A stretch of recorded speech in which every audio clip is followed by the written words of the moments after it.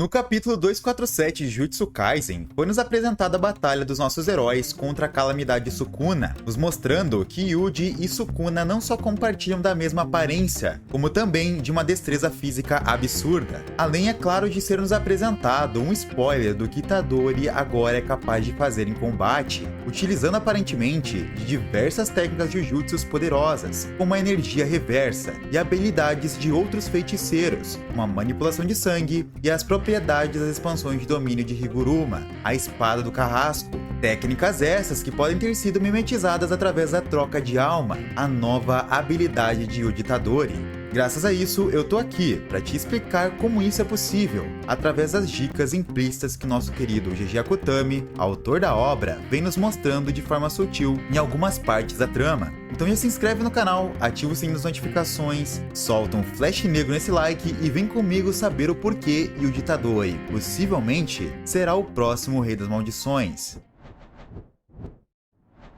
Yuji Itadori, desde suas primeiras aparições, sempre demonstrou conseguir fazer feitos inumanos, possuir habilidades físicas absurdas, quebrando recordes mundiais como se fosse algo normal para ele. Capacidades essas que sempre estavam presentes em sua vida, como se ele tivesse nascido com essas habilidades e nunca precisou poli-las. Era natural correr maratonas em poucos minutos e destruir objetos metálicos com sua força, ou até mesmo levantar um carro sozinho, pois essas sempre foram suas habilidades inatas. Muito se pensava que tamanha capacidade física era originada dos experimentos realizados por Kenjaku quando ele ainda estava em posse de sua mãe Kaori. Acontece que os outros fetos amaldiçoados, que passaram por um processo parecido com o que Yuji passou enquanto estava no ventre de sua mãe, nunca demonstraram conseguir realizar tais feitos, precisando sempre utilizar das suas técnicas de manipulação de sangue, como a escala vermelha, para aprimorar seu corpo e adquirirem tais capacidades físicas. Acreditava-se que tais poderes de Yuji se diferenciavam dos fetos pelo fato deles serem apenas abortos, e nunca tiveram uma gestação completa, o que os diferencia de Itadori.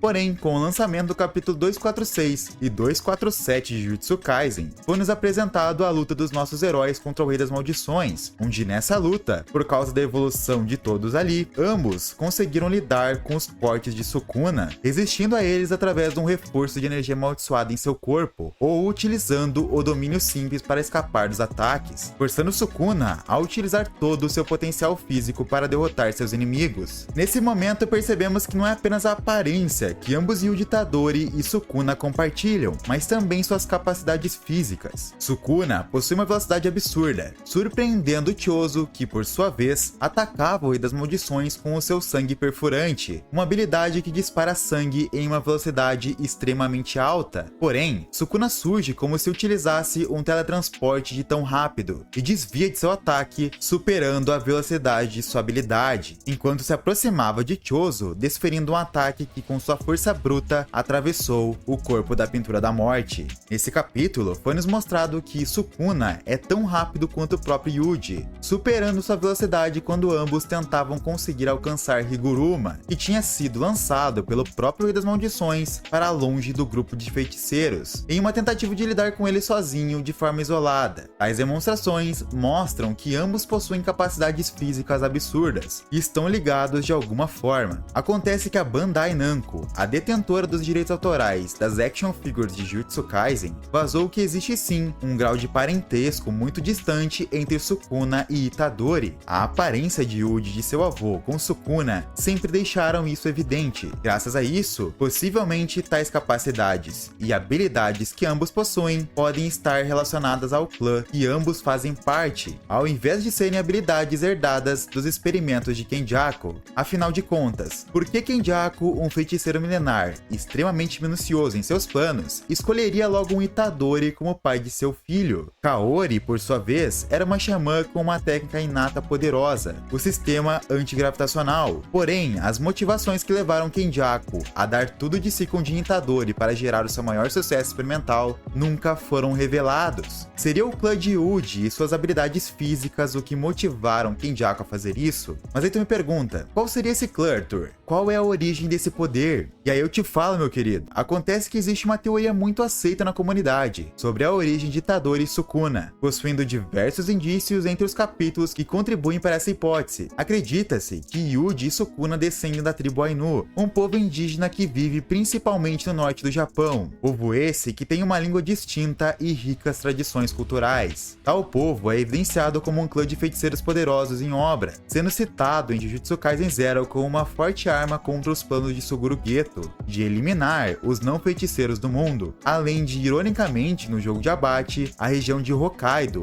onde existe a maior concentração dessa tribo, não será afetada pelas barreiras de Kenjaku, pois tal local é considerado sagrado e por isso não podia ser afetado. Porém, o que corrobora para que ambos pertençam a essa família são algumas ilustrações do autor e referências do mundo real relacionadas à obra, pois dentre as tradições dessa tribo, as que mais se destacam são a rica literatura oral que esse povo possui, tendo entre seus cantos mais famosos o Itadori Maru, nome esse curiosamente ligado ao sobrenome de Yuji. Além disso, em ilustrações do autor da obra, Yuji Itadori já apareceu nessa região portando uma katana cerimonial, comumente utilizada pela tribo Ainu em seus rituais xamãs. Contudo, apesar de não termos muitas informações disponíveis sobre a infância do Rei das Maldições, a não ser o que foi revelado no capítulo 237, onde Hajime Kashimo questiona se Sukuna nasceu poderoso daquela forma, e Sukuna dá a entender que foi uma criança muito indesejada. O que mais corrobora para essa teoria é a forte ligação que esse clã possui com as calamidades e desastres naturais que assolam o mundo. Acontece que Sukuna já foi citado sendo comparado pelo próprio autor como sendo um desses desastres naturais, uma calamidade que causa desequilíbrio no mundo. Além disso, embora Hokkaido tenha a maior população Ainu, milhares deles também vivem em Tóquio e em seus arredores, locais onde possivelmente Itadori vivia antes de entrar na escola Jujutsu. Dessa forma, com esses indícios, possivelmente esse clã é grande candidato a ser a origem desses dois feiticeiros, que além de possuírem essa destreza física em combate em comum, possivelmente dividem outra técnica que pode estar relacionada aos conhecimentos desse clã, a assimilação de energia amaldiçoada. Acontece que Sukuna na Era Heian foi conhecido por praticar canibalismo, tanto com seres humanos quanto com maldições, sendo esse fato um dos motivos de ele ter aceitado Uraomi como aliada, pois era ela que preparava os cadáveres de forma mais apetitosa, digamos assim, para o Rei das Maldições consumir. Por mais que pareça estranho esse hábito dele, existe um grande motivo para Sukuna praticar esses atos, e GG pode ter explicado isso de forma muito sutil na trama. Da mesma forma que o Itadori consegue assimilar a energia amaldiçoada dos objetos amaldiçoados, como os dedos de Sukuna e os fetos amaldiçoados, e extrair algumas de suas habilidades, como presenciamos lá no capítulo 215, onde Itadori entra em confronto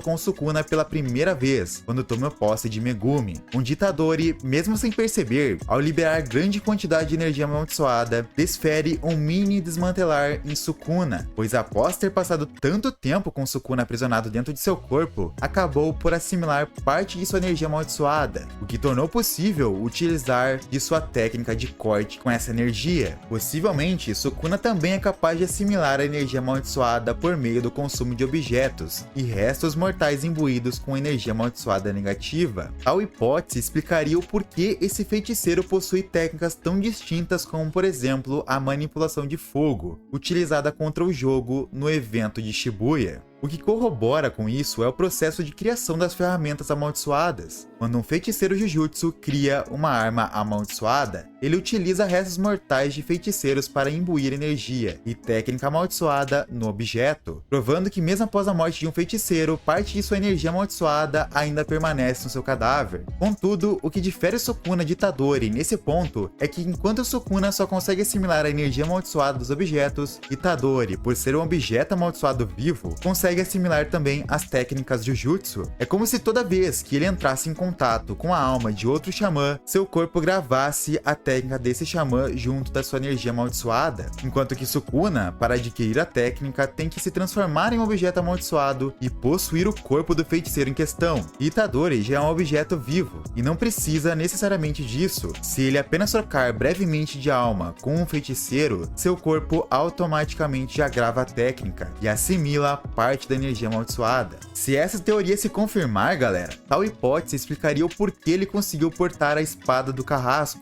objeto esse que faz parte da técnica inata de Higuruma, sendo perceptível no mangá, no momento em que Higuruma joga a espada para Itadori, que durante sua trajetória vai se tornando cada vez menor, como se tivesse se esvaindo. Mas ao entrar em contato com a mão de Yuji, ela se reativa com sua própria energia amaldiçoada, permitindo que Yuji golpeie as costas de Sukuna. Possivelmente após receber o livro de Yuki com a pesquisa sobre os objetos amaldiçoados e como eles são criados, Yuji, sendo um objeto amaldiçoado, aprendeu a manipular sua alma e realizar a troca de alma, como foi nos demonstrado no capítulo 222, onde foi nos apresentado Kusakabe e Yuji treinando com suas personalidades e falas trocadas. Dessa forma, possivelmente, Yuji e Higuruma também podem ter trocado de alma, para que duas pessoas pudessem portar a lâmina da morte certa no combate contra Sukuna. Isso explicaria também como Yuji sabia tanto sobre as propriedades dessa técnica, tendo o conhecimento de que a técnica do carrasco aplicava seu efeito apenas na alma do condenado, podendo assim ser a única forma de salvar a alma de Megumi que está presa dentro de Sukuna, caso o Rei das Maldições fosse condenado à pena de morte no julgamento. Outra possível habilidade de Yuji relacionada à troca de alma pode ter sido mostrada no capítulo 247 de forma sutil. Acontece que Itadori, em uma tentativa de salvar Higuruma dos ataques de Sukuna, em certo momento se põe entre ele e o Rei das Maldições, recebendo um desmantelar a queima-roupa, destruindo grande parte de seus órgãos com o ataque. Porém, quando Higuruma já se encontra sem seus dois braços e estava prestes a ser morto por Sukuna, Itadori surge novamente totalmente curado, podendo dessa forma ter adquirido por meio da troca de alma a técnica de reversão de energia amaldiçoada, a mesma que Hakari possui, dado a gravidade do ferimento que ele sofreu e a velocidade de regeneração que ele possui. Além disso, devido a Yuji ter consumido os fetos amaldiçoados, as pinturas da morte, o mesmo também adquiriu as técnicas de manipulação de sangue, já que estava sendo tutelado por Noritoshi Kamo e Chozo, feiticeiros especialistas nessa técnica, aplicando ela momentos antes de Sukuna atacar Higuruma, para distrair o vilão enquanto nosso advogado desferia um ataque no mesmo. Além disso tudo, os conhecimentos de Yuki de manipulação de alma permitiu que Yuji modificasse seu corpo assim como Sukuna o fez, para retornar à sua antiga forma, adicionando mais membros para realizar seus selos, uma boca extra para não perder o fôlego enquanto entoa cânticos de suas técnicas e 2 olhos a mais para ampliar seu campo de visão e reflexo no combate. Daí tu me pergunta, Arthur, dada a grande quantidade de possibilidades de alterações que Yuji poderia fazer em seu corpo com essa manipulação, por que ele alterou seus braços daquela forma? Acontece, galera, que Yuji se inspirou na transformação evoluída de Mahito, no qual ele possuía uma carapaça extremamente rígida e resistente, mimetizando tal estrutura em seus braços que agora são extremamente resistentes e capazes de potencializar seus ataques, bem como utilizá-los como uma espécie de escudo contra os ataques de Sukuna. Dessa forma, vendo tais coincidências, capacidades físicas, habilidades, assimilação de energia amaldiçoada, manipulação de alma e origem comuns, será que Yuji Itadori, na verdade, está trilhando o mesmo caminho que Sukuna, se tornando gradativamente o novo Rei das Maldições do mundo de Jujutsu Kaisen?